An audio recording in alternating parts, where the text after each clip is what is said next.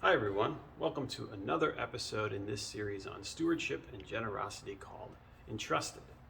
In the first two episodes, we looked at what a steward is and also some of the different gifts that God has entrusted us with to be stewards of.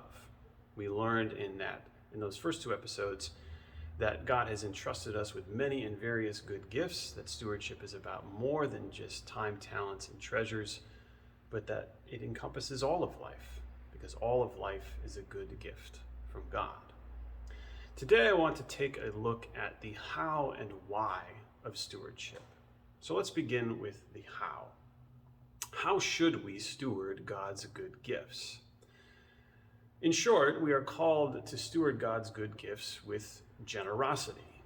We live in a world that's rather selfish, where success is often defined by who can collect the most stuff, who can hoard the most money, who can hoard the most things, who can hoard the most experiences.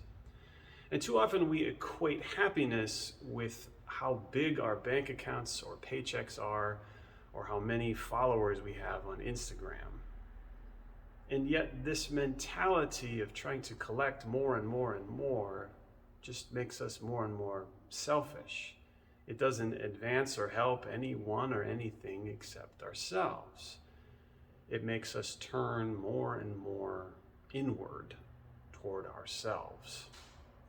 Jesus calls us into a different way, into the way of generosity, a way that looks out for other people. In many different biblical books, the Apostle Paul writes about the gifts that God has given to his church. And Paul says that we are supposed to use these gifts for the common good and for the edification and upbuilding of God's people.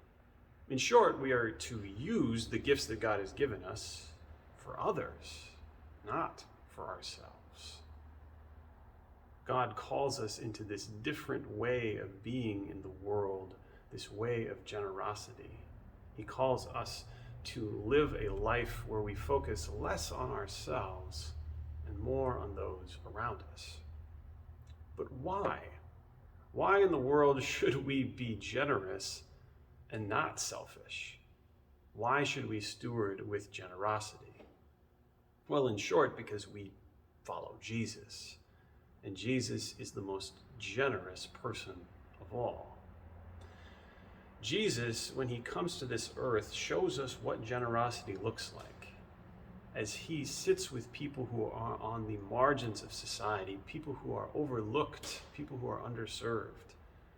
Jesus takes care of them. He feeds them. He eats with them. He heals them of their diseases. He spends time with them, taking care of their needs of body and soul. Jesus shows us what it is like to use the unique gifts that God has given to us, because he is uniquely gifted. And we see this no more clearly than in his own death and resurrection. Think about it. Jesus is uniquely gifted as God's Son, as both truly God and truly man. He is uniquely gifted because he's the only human being that can live a life without sin. He's the only one who can go to the cross and die for the sins of the world. He's the only one that can rise from the dead and destroy death forever. Jesus uses how he is uniquely gifted for the benefit of God's people, for us and our salvation. Likewise, we are called to follow him, and following him means using the unique gifts that God has given to us for the benefit of God's people. And so we do that with generosity. We steward God's gifts that he has entrusted to us with generosity, because that's what Jesus does, and we follow Jesus. Thanks for watching. Be sure to join us next week for another episode.